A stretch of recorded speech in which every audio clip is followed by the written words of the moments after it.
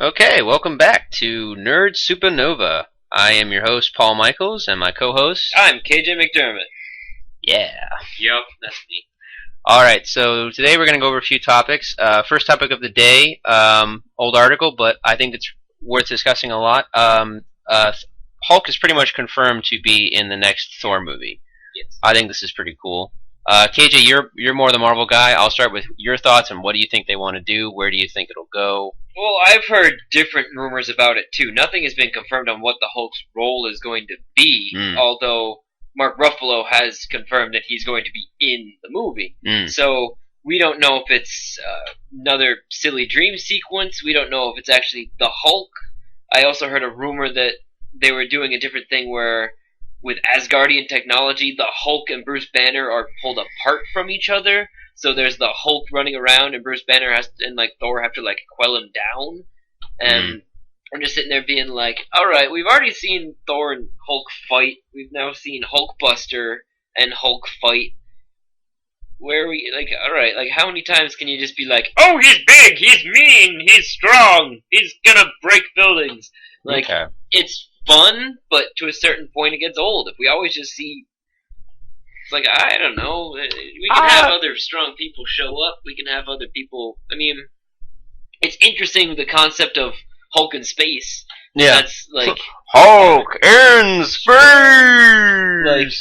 Because everybody on the internet and everywhere wants a Planet Hulk movie, which they've already kind of said that they don't think Hulk can have a standalone movie. Well, I don't know, I guess only recently for some reason people only just found out, I think because Mark Ruffalo let us slip in an interview, or I don't know why they didn't come forward with it, but I guess it's the fact that Universal still kind of has rights over a solo Hulk movie. Though when it was still over at Paramount, or Marvel Studios was, they made a independent Hulk movie with no issue. It's I don't know. The rumors I've heard that are more prevalent and what people seem to be leaning more towards is the idea that Loki is going to manipulate Hulk again towards Ragnarok, basically, or he's going to use the Hulk as a negative, and it'll probably end with Thor and Hulk fighting. I think the main thing is that everyone wants to see a few battles that they can't have done without a crossover. Everyone wants to see Hulk versus Superman, but they can't do that, so they have to do Hulk versus thing. Yeah, exactly. Maybe they could do Sentry, which it technically does happen in World War Hulk in the comics, but I don't know about that either. Yeah, I mean, the thing that Mark Ruffalo... Well, if they wanted to do Superman versus Hulk, couldn't they do Vision? Considering his... I don't know. Flies, super smart, calm, shoots laser beams. He would just do a thing of Hulk, why are you mad? Let us talk. And then Hulk would rip him apart. Yes! That'd be funny. I don't know, the thing that Mark Ruffalo seems to want, I mean, this is what I think he wants, I don't necessarily know if they'll do, but yeah, I've heard things of where, well, what Mark Ruffalo wanted in an interview is that he wanted to have a conversation happen between Banner and Hulk, which you haven't really seen in live action before, at least on that level. It's been done in the comics, and even so much so, the split between Hulk and Banner, but any person who knows to read the comics, the minute that happens, they both become weaker, because of what the other does for the other and how the personalities work off each other and whatnot. Yeah, I think it'd be interesting. I think primarily that Hulk's going to be involved in Ragnarok somehow. I think there's going to be something because he's such a huge character. Mm-hmm. You feel like he would be earth-shattering or something like that. But again, I'm with you. I think it's cool that he's in it, but everyone wants the Planet Hulk movie. They want the World War Hulk movie. People who don't know what that is a story in the Marvel Comics where Hulk is kind of given his... If you don't know what it is, go buy it and read it. Yeah. But in summation, it's basically the more powerful Marvel characters like Tony Stark and Doctor Strange and Mr. Fantastic. They trick Hulk into a rocket and launch him to a distant planet to make him be alone, basically. But Hulk messes up with the rocket and lands on a different planet and ends up taking over the planet, basically, in a Gladiator-style, alien type way. And it's pretty cool. And then World War Hulk is him coming back to Earth, having been fucked over by those characters. So, yeah. Language. Hey! What? This isn't like a... We're not gonna mention that Cap just said language? Oh, God. You know what's even more funny in that movie is like there's a robot destroying everybody in the world, and they're all like, "Hey, let's make language jokes about Captain America while we're on this farm trying to." Destroying anything yet? I don't know. I mean, he makes that joke at the very beginning. No, at the beginning, but they're still making jokes about it while Ultron's destroying the world when they're at the farm trying to recuperate. They're like, "Hey, let's make a language joke because people aren't dying out there." I don't know. How was he even able to hear that? Easily. Yeah, he's probably found it in a recording or something. They're probably being recorded all the time. They don't know it. But anyway, you're excited for Hulk and Thor Ragnarok, right? I mean, it's the last place I expected to see Hulk pop up, to be honest. Yeah, it'll be interesting to see how he got there, considering they left it really open at the end when he just like leaves, and then they're kind of like, "Oh well, we found a jet here. Maybe he swam to shore." It's like, so what's he been doing? I'm pretty sure that's where Loki's gonna come in. Loki's just gonna pop up and be like, "Hey! Hello, random beast man. Like, hey, come on. I've magically got this scepter back that alters your mind again. Bing! Boop! Like, come with me, friend, and let me show you a world of imagination." I don't know. Imagination. No, but like, I don't know. I mean, it'll be good if he's there for a couple scenes, but if he's like the main focus of it, I'll be disappointed. I don't think he's gonna be like just a few scenes. I think it'll be like he'll be a pivotal part. I mean, why make that announcement if not gonna make him bigger? I mean, apart from publicity and interest. Just make that announcement and maybe he isn't a pivotal character. I don't know. It's like look at. Everybody's waiting for Luke Skywalker. They haven't said crap. Yeah, but that's totally different. Everybody was waiting for Vision. They barely showed him in any of the posters or any of the trailers. It's like, but Vision played a big part in Age of Ultron, though, right? I know, that's what I'm saying. Oh, okay. You're saying maybe the major players they're still keeping hush hush while they're still giving out a little bit of a teaser, being like, "Hey, Hulk's gonna be in it." Yeah, there you go. Like, "Hey, this guy's gonna be in it. Sound cool yet?" Yeah, come on, kids. It's Ragnarok. Come on, it's Thor, everybody. You gotta get excited. But Stan, you get excited about everything. I know, but it's great. Oh, joy, cookies. Comic books and stuff, and hold on, I gotta call my wife. He's a cool dude in real life, though. He was. Yeah, definitely. Okay, so switching topics from Marvel to DC, we're gonna go talk about, this is still highly rumored, but pretty much everybody who knows DC Comics and knows the trend that the movie should follow if they really want to like bank on their buck and whatnot. Everyone's pretty confident that the next movie is going to be for Batman, the Red Hood movie. Those of you who don't know what the Red Hood is, reiterate, but basically the second Robin, Jason Todd, gets murdered by Joker, and then years and years later he gets resurrected, and he comes back meaner and harder, and basically wants to show up Bruce and show him that he can get the same job done by killing criminals and, being a better vigilante as the Red Hood, basically. And Batman has to go down and hunt him down and stop him before more crazy shit goes down, basically. I'm really excited if that's the case, because one of my favorite animated movies that DC has done, Batman-wise, is the Red Hood. Which I was going to bring up too, Jensen Ackles. Yeah, as Red Hood, I think that'd be great. That would be awesome. I think they could totally do that. If people don't know who he is, he's Dean from Supernatural. Yeah. And he did the voice in the animated movie, and it sounded awesome.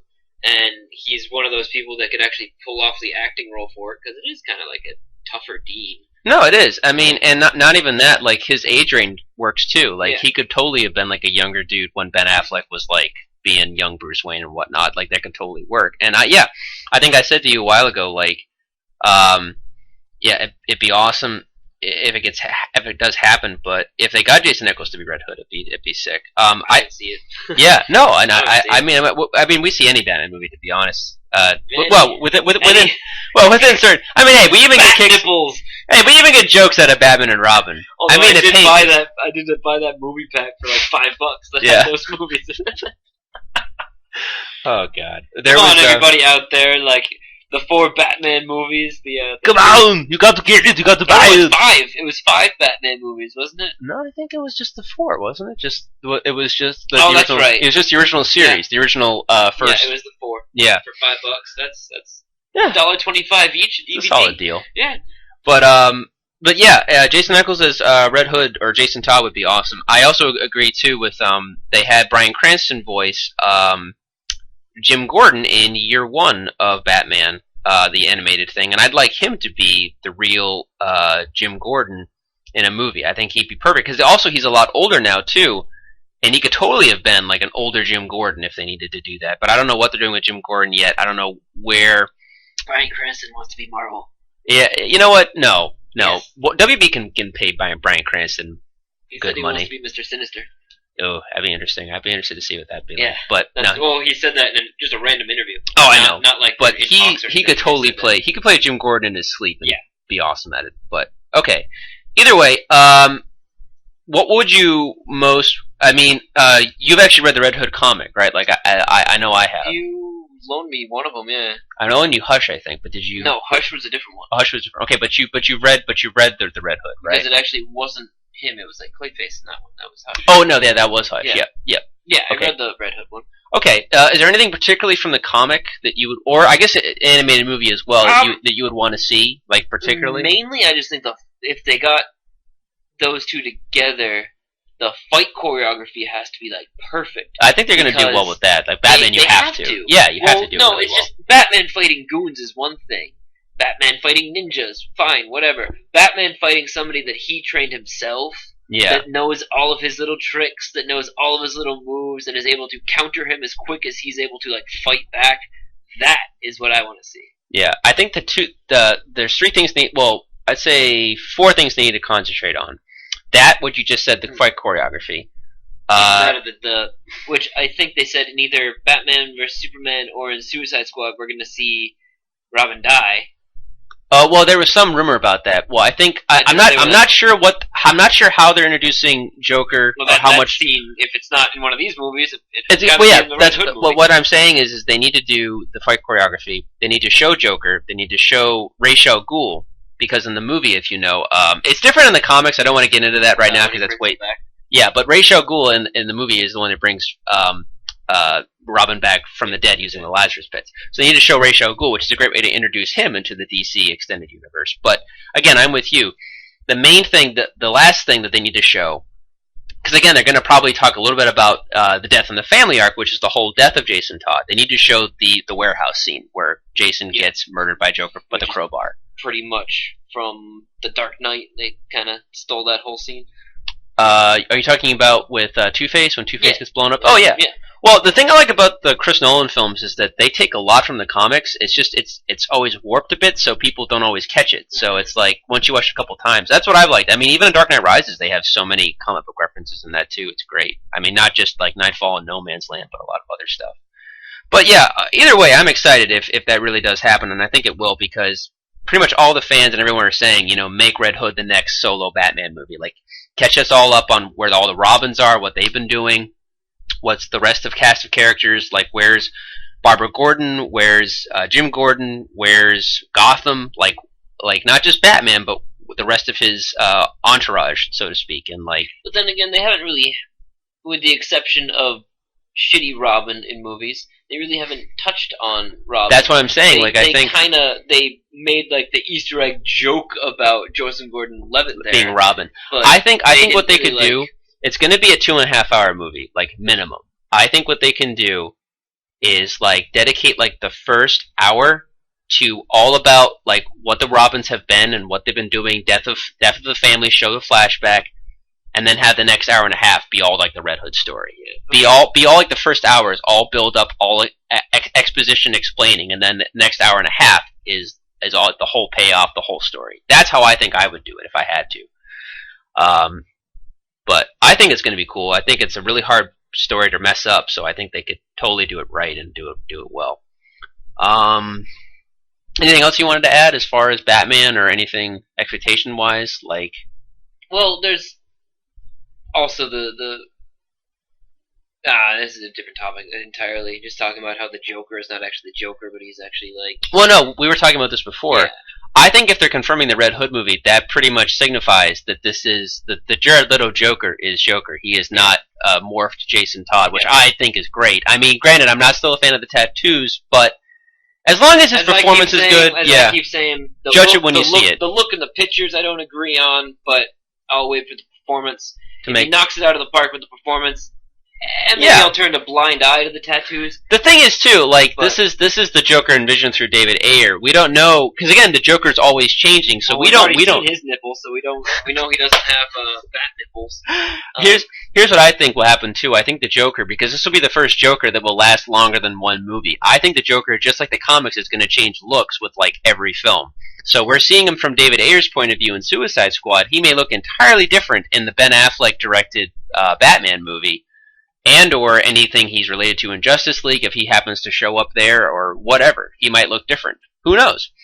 As long as he can just maybe get rid of the tattoos. I mean, it just irks. I don't know. Anyway, but I'm excited either way. I think it'll be cool to see where it goes and what happens. So, okay, last topic of the night. It's a very short podcast, but we're trying to figure out, for future reasons, if we want to keep doing longer podcasts, or we want to just do little not minute, but minutes segments of talking about topics rather than one whole long podcast. But I like to round out topics and make a long conversation. That's how I feel. But I don't know yet. We're still kind of going through it and figuring stuff out. But anyway, last topic of the night.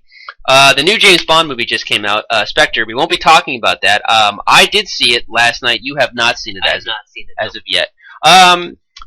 We want to go over a sort of a James Bond retrospective, but give me your thoughts. How do you feel about Daniel Craig, James Bond? Do you like him? Oh, we were talking about this the other night about how he always makes that same goofy face. Yeah, you were saying every time he shoots somebody, he clenches his jaw, right?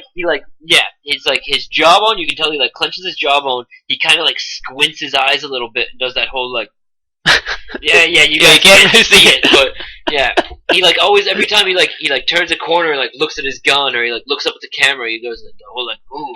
It's almost like Blue Steel from Zoolander. Yeah, I was gonna say he always makes it oh, it's Magnum and the Tigra. He turns the corner, he's just oh, it's oh, there it is, Blue Steel, Yeah. I mean, other than that, I like him as Bond. I like he's witty, he's charming, he's good looking, he's buff, he can fight, he can run, whatever. All of that. Yeah, I mean, the movies are kind of hit or miss for me. Yeah. But I still have not seen this new one, so I can't really say. Okay. I'm gonna give a bit of my retrospective because you finished with that, so I'm going to give you my retrospective on how I see everything, sure. and then you give me your retrospective. So, here's the thing.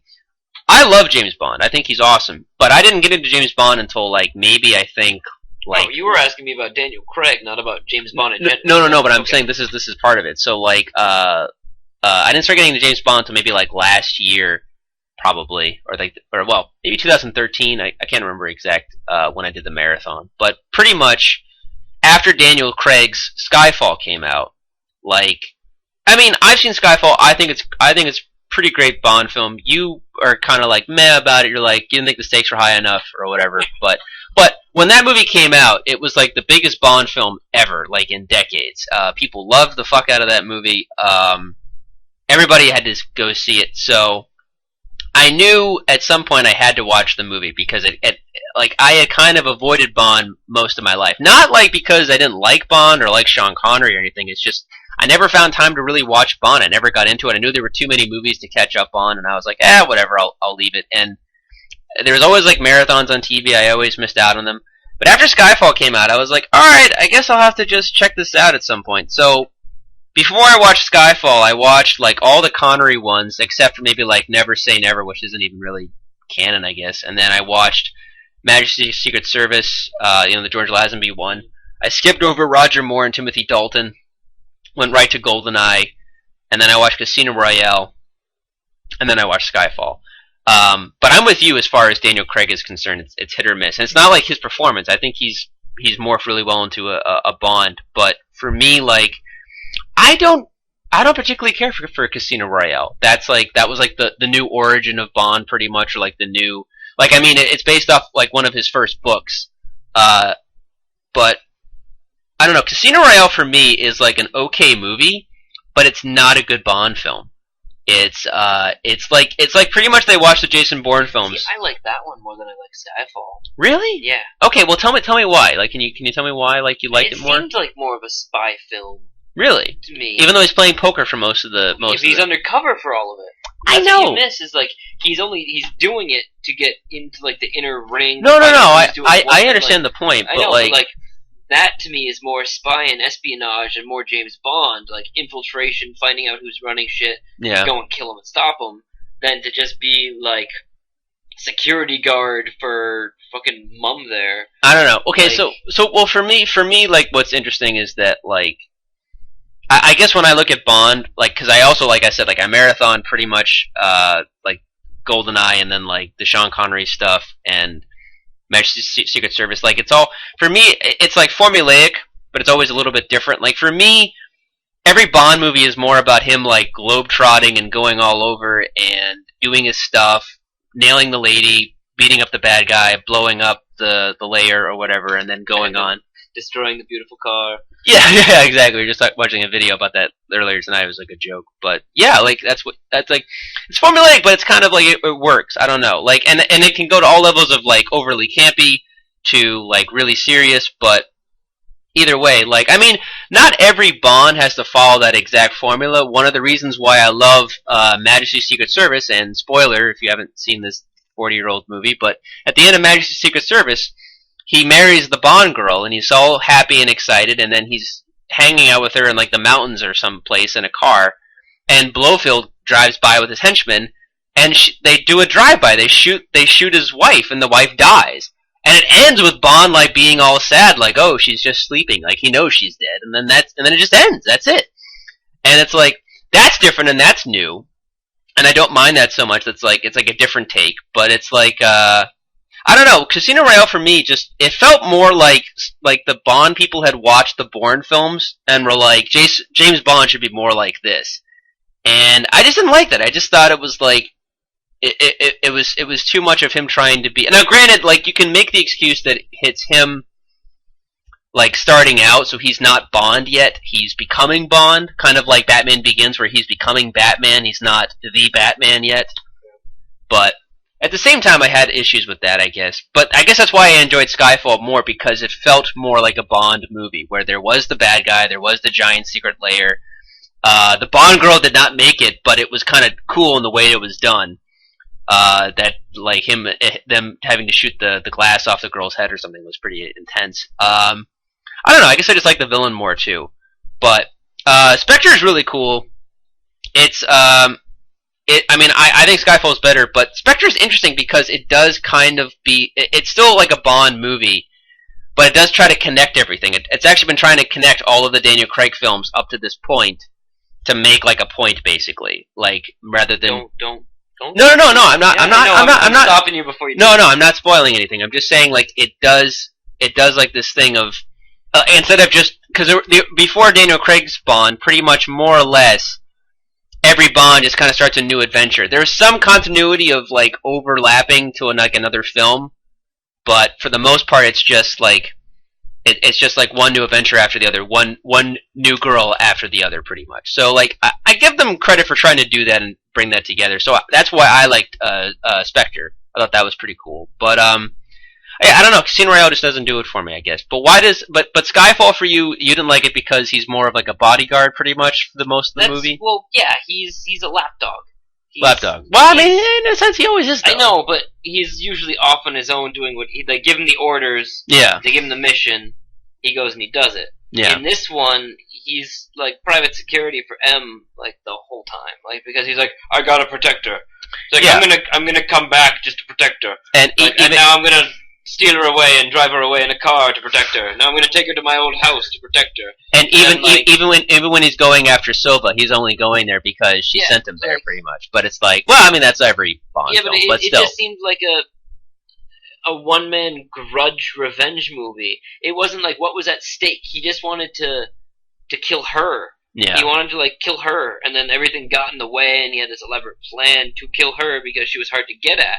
He didn't want world domination. He didn't want millions of billions of dollars. He already had all that. He didn't need it, though. Yeah, but like, it was just him being like, oh, I want to just go kill a bitch. And like, Bond could have just been like, oh, well, you know what? What you gonna do now? Like, what if? Well, Bond... to be fair, he did shoot at him quite a bit. I'm saying if Bond killed M, he'd be like, what you gonna do now? He's like, well, I'm probably gonna go and talk about rats eating each other some more. Like, I don't know, man. They kind of elaborate that a little bit in Spectre. I don't want to give anything else too away, but I don't know.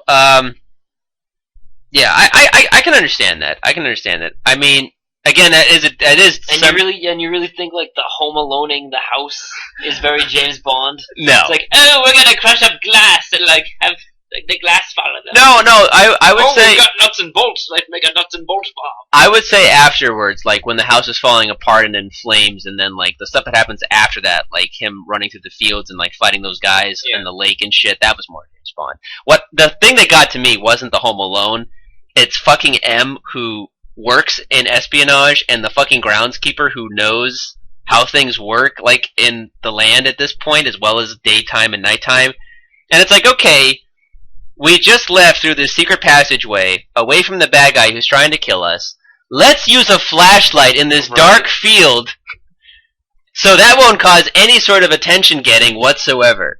And then it's like, I remember the scene, like, there's a scene like where it happens and then James Bond distracts him, like Silva and like his henchmen, and then they're away for a while, and he looks back and doesn't see them, and they have the flashlight going through the church, and it's like, are you trying to get shot?